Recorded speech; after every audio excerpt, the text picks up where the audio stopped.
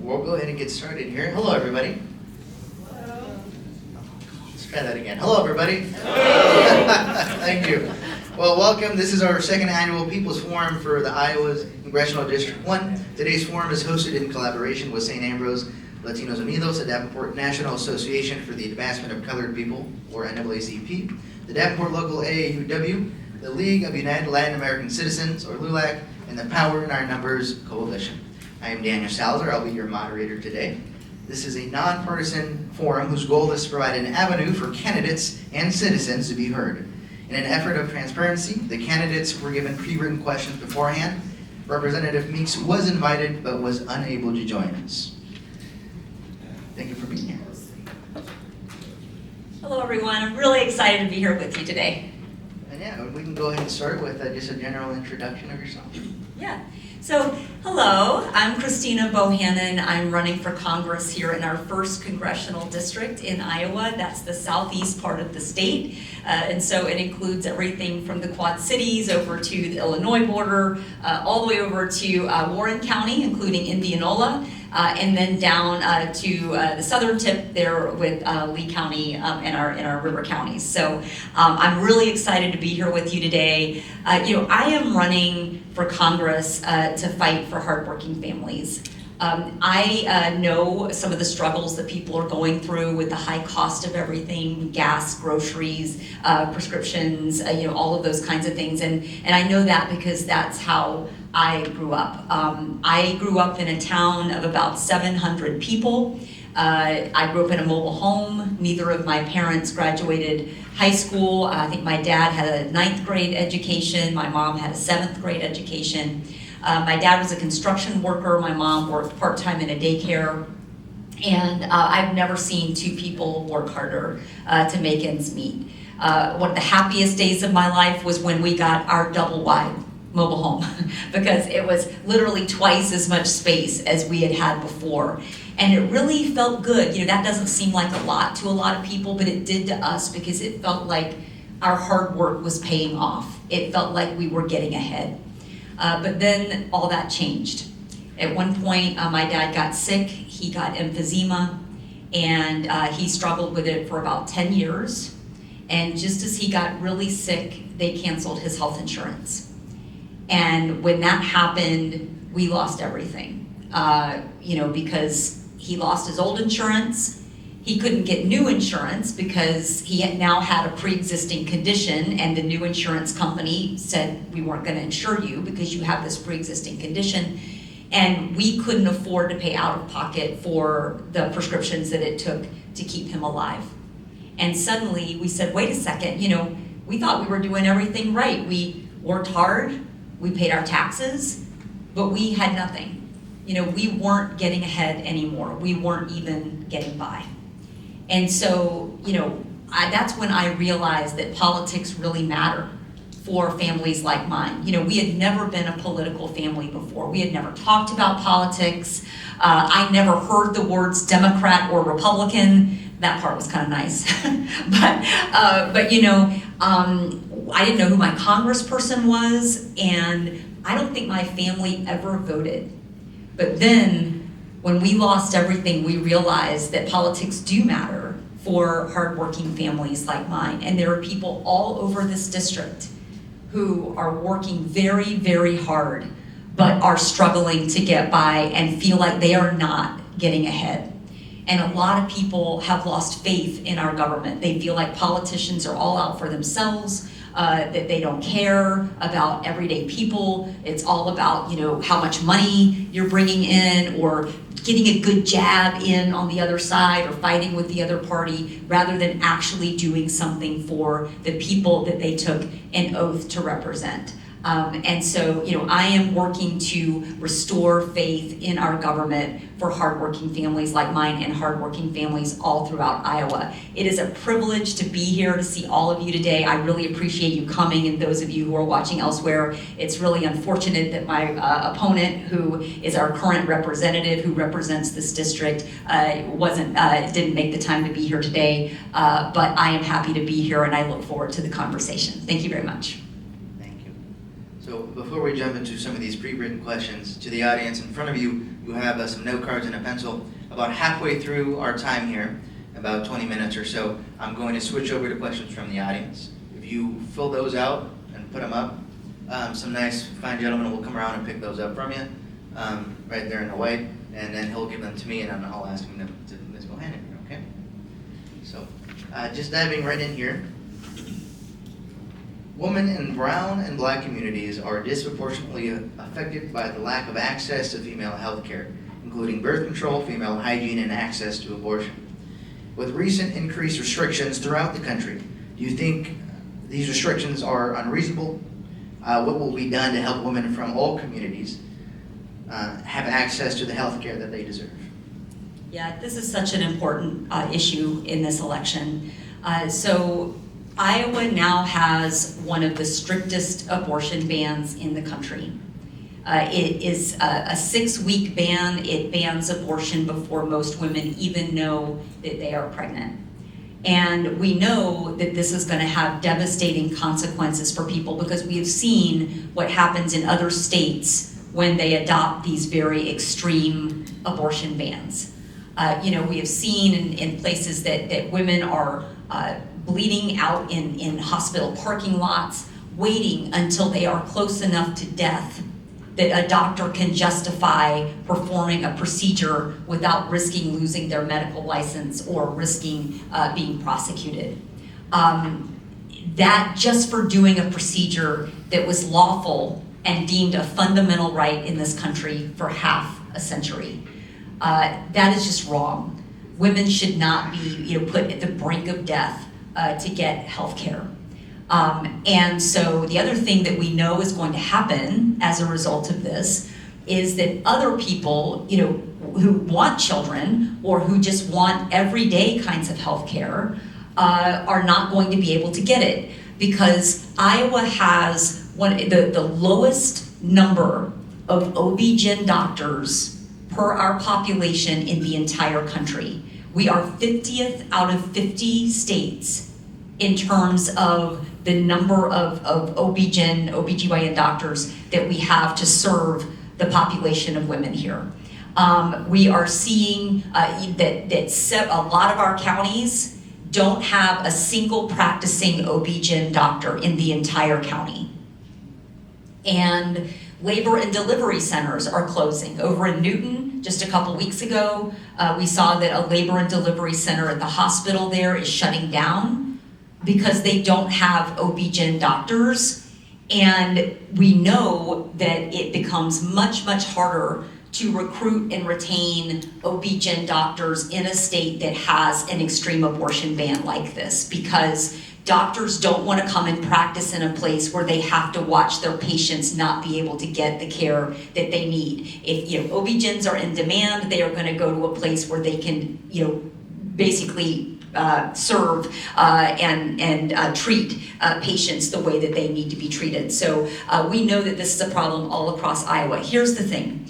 Representative Miller Meeks supported this 6-week abortion ban that's now in place in Iowa when she ran for the state Senate. She touted it, she championed it, she helped it come into being. When she was in the state Senate, she voted to amend the Iowa Constitution to completely eliminate the right to abortion altogether under the Iowa Constitution. That has now happened, which is why we now have this 6-week ban. And she didn't stop there. She continued her crusade in Congress. She signed on to sponsor a Life at Conception bill. That's the name of the bill, Life at Conception bill, that bans all abortions across the entire country with no exceptions at all, not for rape, incest, or to save a woman's life. And now she's trying to backtrack and say, seem more moderate on this issue, but her record is very, very clear. And I will tell you, you don't have to take my word for this. Look it up. Multiple newspapers and TV stations across the entire state have fact-checked this, and every single one of them have said, yes, she signed on to this Life at Conception bill, and yes, it would ban all abortions across the country with no exceptions. So, this is a very extreme position. We know that this is very much out of step with everyday Iowans. Some 2/3 of Iowans do support the right to abortion, at least in a lot of cases. And her record on this is just very extreme, and it's really bad for women and women's health care in Iowa. Even for women who aren't actually seeking an abortion, it is going to have a big effect. When I am in Congress, I will vote to put Roe versus Wade back into federal law where it belongs. I don't think that the fundamental right to control one's body should depend on what state you live in. That is a fundamental American right, and I will vote to put Roe v. Wade back into federal law.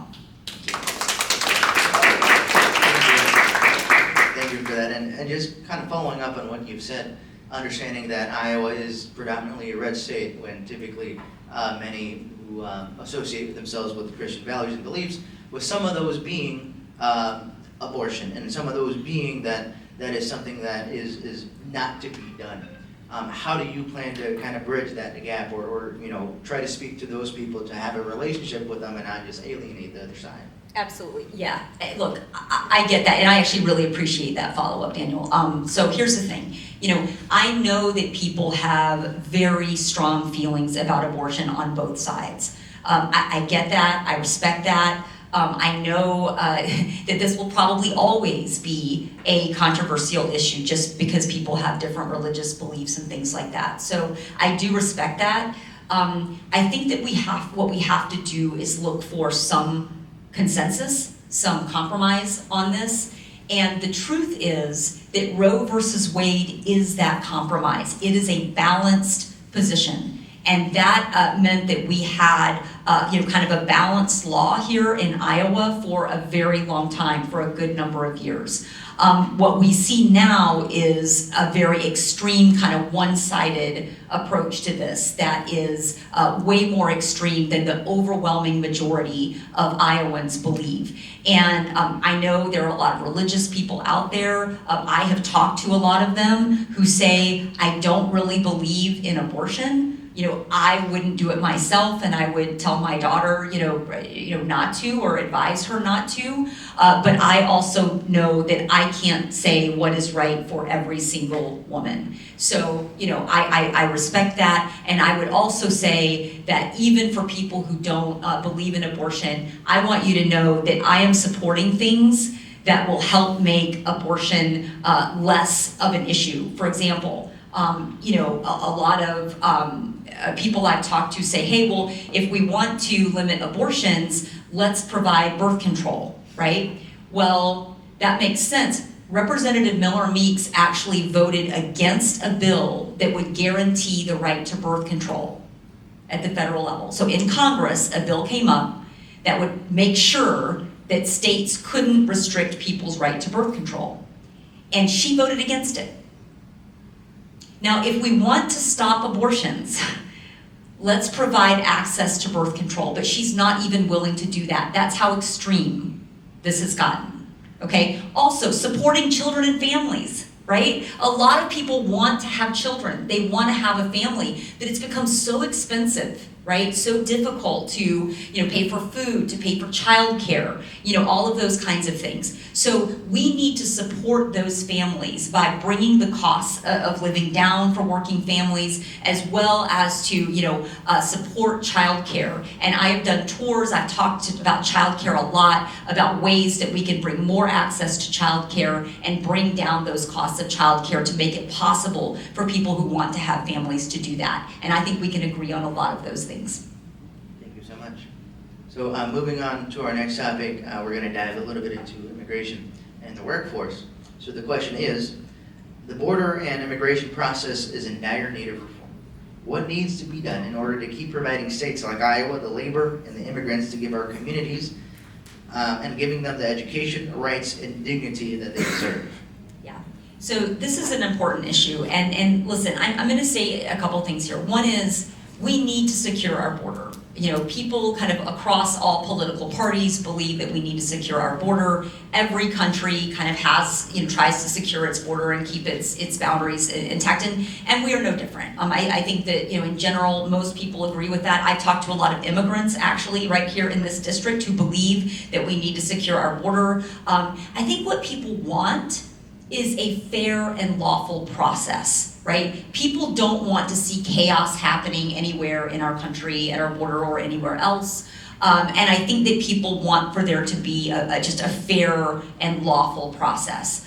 So I think that's the first start. And I think that I have talked to immigrants here in this district who feel that they have been mistreated or disrespected because the more that this is happening at the border and the more attention there is on chaos at the border, the more they are getting kind of negative attention here in the state. And I think that's really unfortunate and unfair. So I think that we need to start by securing the border so that we can have a conversation about comprehensive immigration reform that will create an earned path to citizenship for hardworking and law-abiding immigrants, which are most of kind of the immigrants that we have here in Iowa, I do believe are hardworking, family-loving, law-abiding immigrants. And so I think that if we kind of can do that, if we can secure the border, and then we can have a real comprehensive approach that does lead to a path to citizenship. Also, the other thing that we need to work on, and I would just say that Representative Miller Meeks has done none of this. She's done neither side of this. She hasn't done anything to secure the border. What she does is run ads to try to divide people on this issue and churn up that hatred and everything, while doing absolutely nothing to secure the border. In fact, she voted against, or didn't even bring up for a vote, the border security bill that she had a chance to pass.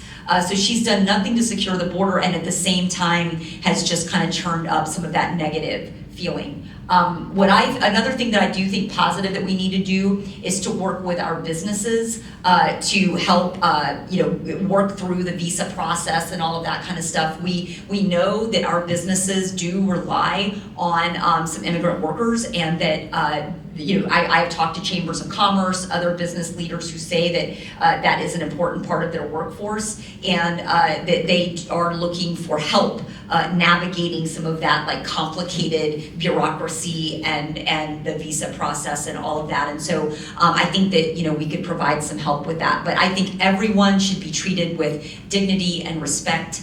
And we can look for a lawful and orderly process that can serve our communities. And then, so moving on here, this is probably our last question before I move into questions from the audience. So if you do have those, make sure you turn those in so they get them to me, okay? So thank you for that. Moving on, I wanted to talk a little bit about gun violence in our country. So while maintaining the Second Amendment, what are you willing to do to fight for the adherent gun violence in our country that finds its way from the grocery store to our schools? Does this include background checks, common sense gun laws, and extreme risk protection orders or red flag laws? Yeah. So thank you. So starting with what you kind of already assumed in the question, but I do support the Second Amendment. I grew up in the South in a very rural area. My family were big hunters. We had firearms for protection, for hunting, recreation, and that's very, very common here in Iowa. And so we are not looking to take any law-abiding gun owners' guns away. And I own a gun.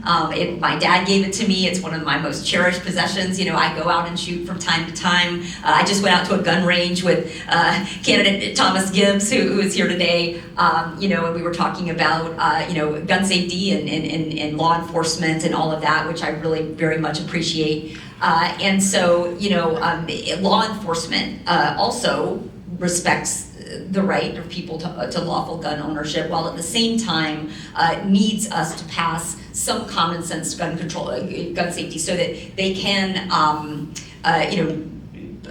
follow people, sort of, for example, background checks and things like that are really helpful for law enforcement to be able to identify when someone who has a firearm is a potential problem, who is a felon, or who has a criminal background or has committed domestic violence, or something like that. So we need to have some of these common sense measures. I do strongly support background checks. That the amazing thing about background checks is that 90% of people agree that we should have them.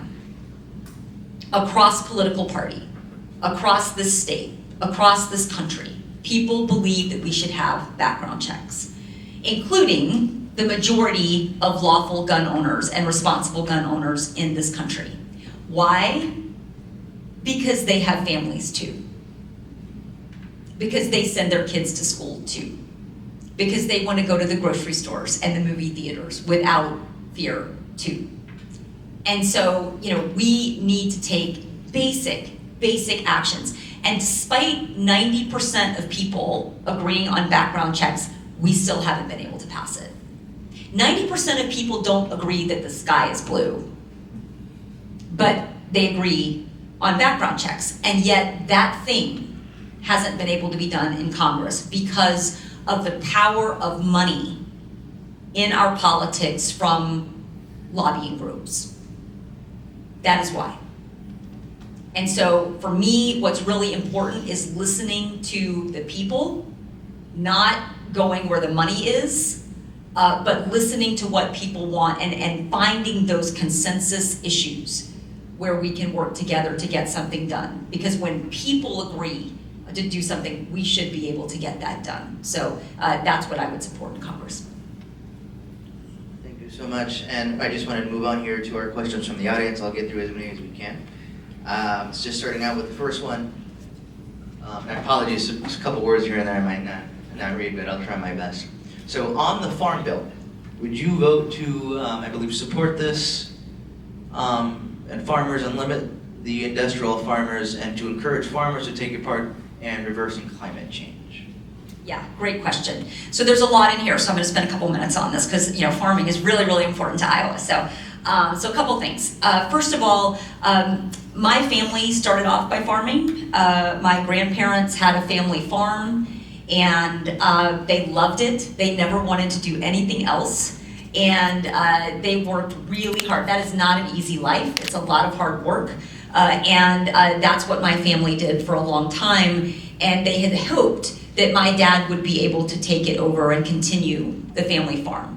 That didn't happen because it was just too hard to make ends meet as a family farm. At one point, the interstate came through, they did eminent domain, took some of our property, made it hard to get around to the back part of the property, hard to access. And it's just really hard to make farming profitable as a smaller family farm.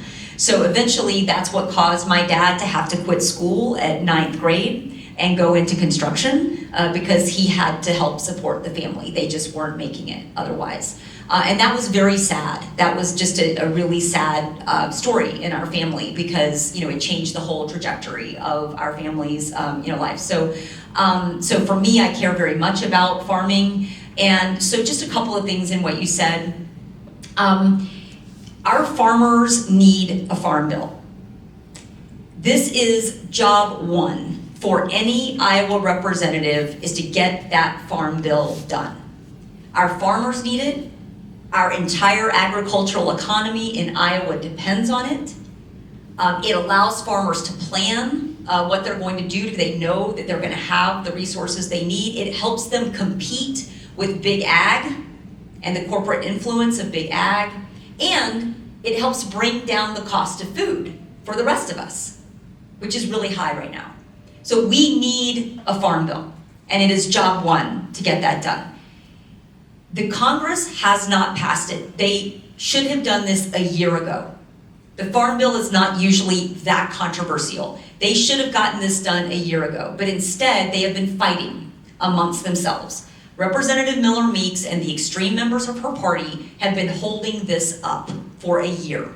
They've been kicking the can down the road and kicking the can down the road, and now we are at election time, and they left Washington, D.C., and instead of doing it, they came back to their districts to campaign to save their own seats, presumably to tell people what a great job they have been doing, right? But they have not passed our farm bill.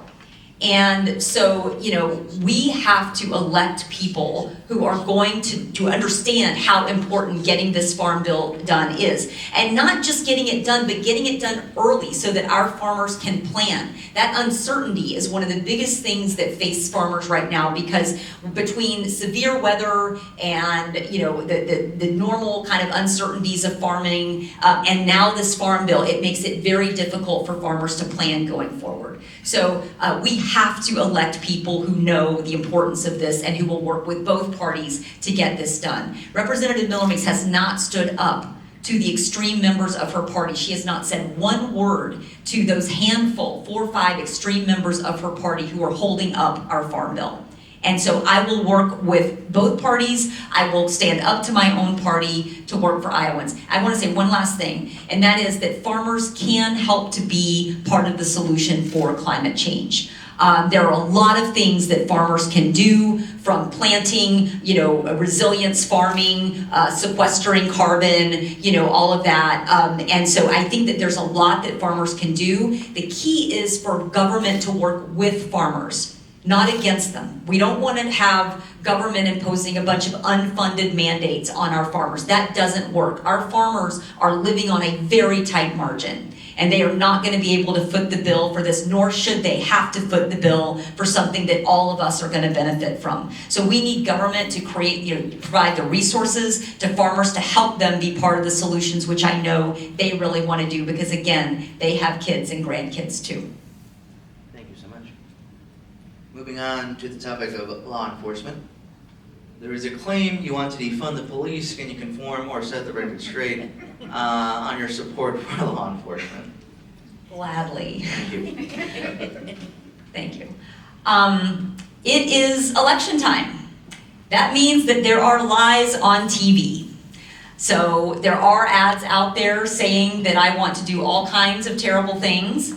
And there are claims about defunding the police. They are flatly false. And again, you don't have to take my word for this, because when I ran in 2022, this same claim was fact-checked and found out to be 100% false. So no, it's not true, and I'm not going to defund the police. I fully support law enforcement.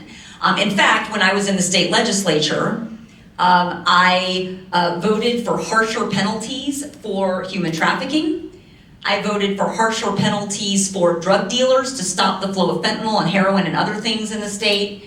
I made it easier to prosecute child sex abusers, and I pushed a measure that would actually support law enforcement officers who have been injured due to gunfire on the job. So I have done a lot to support law enforcement. I am endorsed by multiple sheriffs here in the district, Sheriff Stacey Weber from Lee County, Sheriff Brad Kunkel from Johnson County, because they know me, they know my record, they know that I support law enforcement.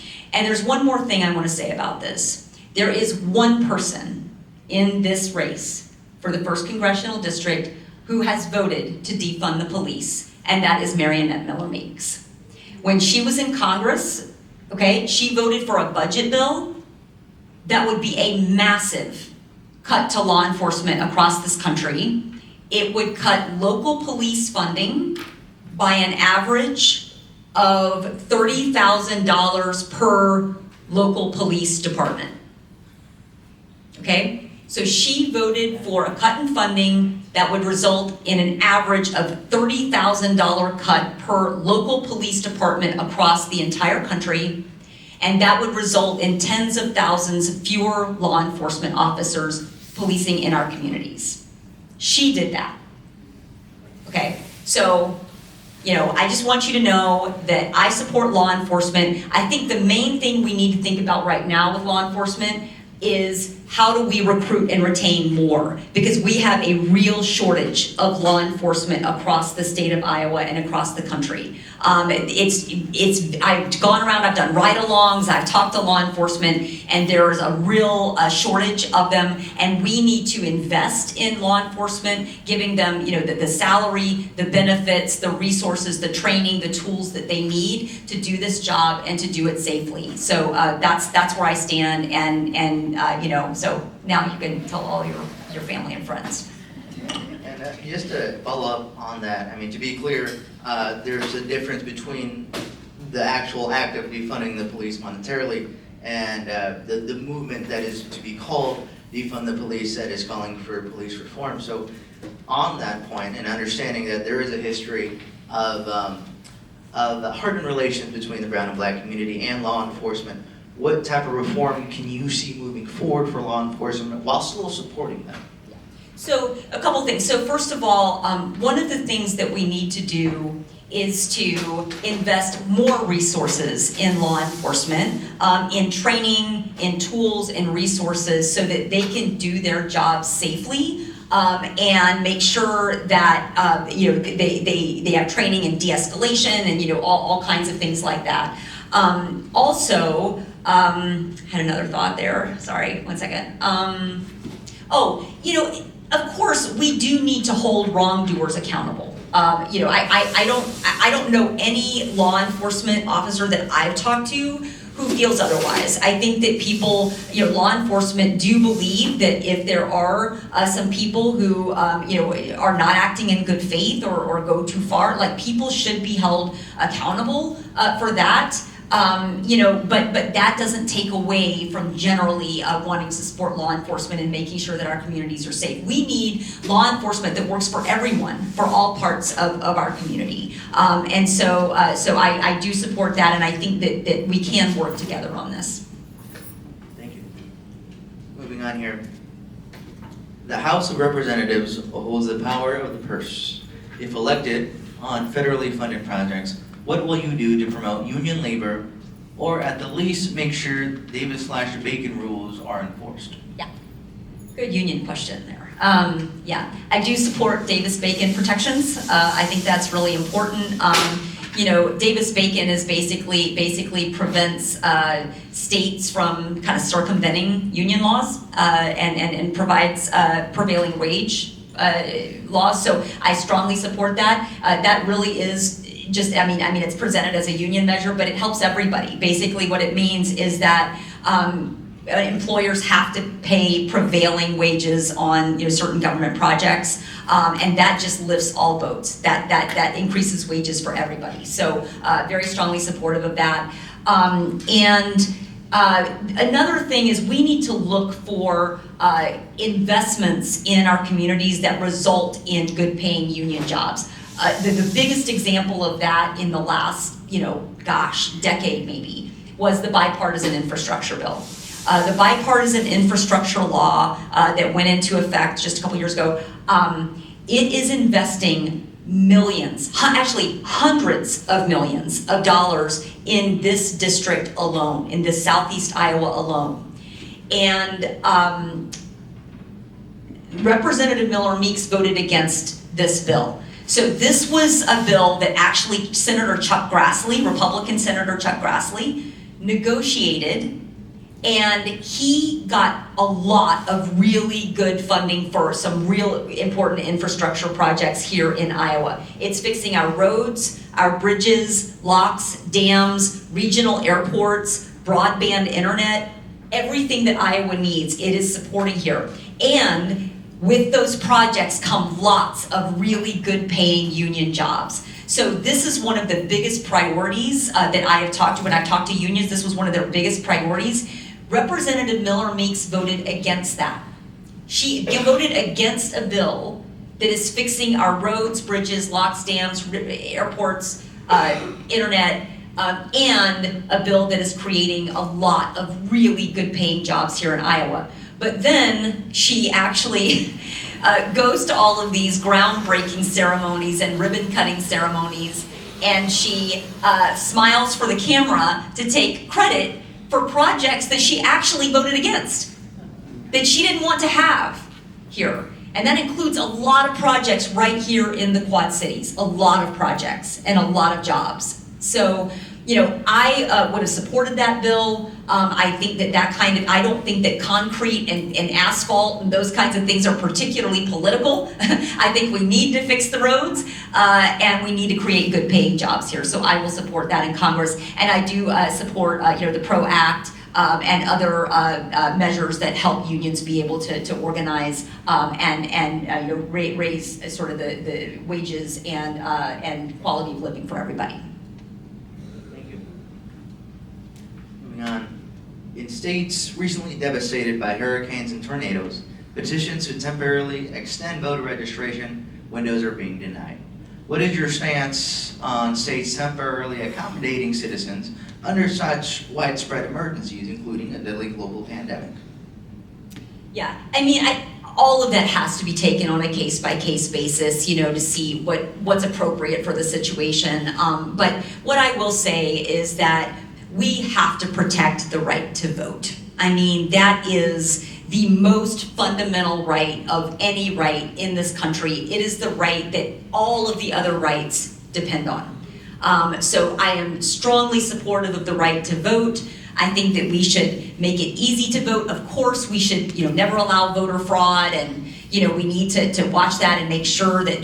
But we, the truth is that there is so little real voter fraud in this country, and we have to protect the right to vote. And sometimes in extreme situations, there might have to be accommodations, right? I can imagine over in the Southeast where the hurricane has just hit so hard, it actually hit right next to my family down in the Southeast. And so, there are places that are just wiped out. They don't have electricity, they don't have water, people are still not in their homes. Some people had to leave the area completely. And so, we'll see, hopefully some of that will be restored by election time, but if not, I hope that some reasonable accommodations will be made. But, we have to really protect that right to vote and make sure that people, even in hardship times, are able to exercise that fundamental right. And going off of that, people not even in hardship times, right? There seems to be a lot of things in place, specifically in Iowa and other places, that sometimes make it more difficult for people to vote, whether it's on the day of or in a different type of way, whether it's mail-in ballots, and just making a lot of barriers in place for those type of people when it's not even an emergency. So what can be done, what ought to be done to make sure that everyone has that ability while still maintaining the safety and integrity of those results as everyone is concerned? Yeah, so we have seen in Iowa that the Republicans in the Iowa legislature have passed bills that cut back on a lot of access to voting. So, Iowa used to have a 40-day period for early voting. It was one of the most generous in the country. We had that for a very long time. It worked very well, but over the past few years, the legislature has been cutting and cutting and cutting, and so now early voting is quite a bit shorter. I think it's less than half now, maybe, what it was just a couple of years ago. And so, I think that, and rules for mail-in voting have changed and so on. The good news, because I don't want to be alarmist about this, the good news is that in Iowa, it is still relatively easy to vote. And I think the important thing is that everybody is aware of what the rules are. And so, for example, because the rules have been changing over the last few years, I worry that people, if they don't know what the new rule is, they might rely on the old rule. And so I think the important thing is that we do voter education to make sure that everyone is aware of what the new rules are. And so, we do have a different period now for how long you have to early vote. We have different rules on mail-in voting. For example, it used to be that if your ballot was postmarked by Election Day, it would be counted even if it arrived after Election Day. Now it has to arrive on the day of the election or it will not be counted. Okay, so that's an example of that. People can adjust accordingly if they know what the rules are. So I think the main thing is making sure that everyone understands what the current rules are so that they can exercise their right and make sure that they make their voice heard. Thank you. This next question deals with the workforce in Iowa. In Peoria, Iowa, the Tyson plant closed, causing many hardworking Iowans to lose their jobs. What can be done in order to prevent these mass closures and also assist those who were affected by this massive closing? Yeah, we have seen a lot of layoffs across Iowa from a lot of companies. And so, I think that this is something that is very deeply concerning to me. Everyone needs a good paying job. People in Iowa work really, really hard. And we believe in that. I don't know if there's anything more central to what it means to be an Iowan than the belief in hard work and the belief in, being able to get ahead if you work hard. And so that's what's so sad to me about some of these closures. And so, I think that we need to make sure that businesses in Iowa have what they need here in Iowa to stay afloat, to come here, to stay here, and so for example, infrastructure. I'll just come back to that because businesses need to have infrastructure. If they don't have basic roads and bridges, if they don't have an airport that can serve them, if they don't have access to internet, they are not going to be able to locate in Iowa and stay and thrive in Iowa. So I think that that's really important, is to make sure that they have those kinds of things. There are other issues that really affect businesses as well. Things like childcare and affordable housing. I cannot tell you how many business leaders I have talked to who tell me that those are two of their biggest issues in being able to locate to a particular area. If employees don't have access to childcare, then they're not going to be able to have their business there because no one will come work there. Same with affordable housing. People have to have affordable housing to be able to live in a place and work in a place. So we've got to make sure that the conditions for business thrive, and that Iowa is a welcoming place so that they will want to be here and want to continue to grow their businesses. But we need to make this a place that business can thrive and make sure that they are growing so that they don't start laying off people. But it's really important that we have those conditions in place. Thank you so much for joining us. We have a little bit more time left, but we're just about done. So I'd like to give you those last few minutes just for some closing remarks. Anything off the top of your head you maybe didn't get to get on. Yeah. So thanks everybody for being here. I really appreciate this. I've appreciated the conversation and the good questions. And I appreciate all that you all are doing out there in your communities. I know that you all are working hard. Some of you are labor leaders who are really helping other hardworking Iowans to get ahead and to do good work here. So I really just appreciate all that you're doing. And I just want to say, I am running to restore faith in our government.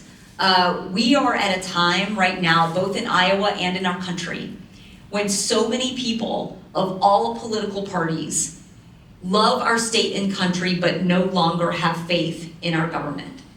They feel like politicians are not listening to them, that politicians have their own agenda, that they're up there trying to push things that nobody wants and nobody asks for. And they're just taking a lot of this corporate donor money. They're pushing their own agenda. They're too busy fighting with each other to worry about actually getting anything done for hardworking people. I fundamentally disagree with that approach to this. I am only doing this because I actually care about the people of Iowa and I want to do something good. I will work with anybody, my own party or any other party, to get that done. And so I want you to know that I am here for you. I've got your backs. I am for hardworking Iowans, not for corporate donors, not for the special interests, not out for my own interests, but I am doing this only because I care about you, and I am running to restore that faith in our government, your faith and mine. Thank you very, very much.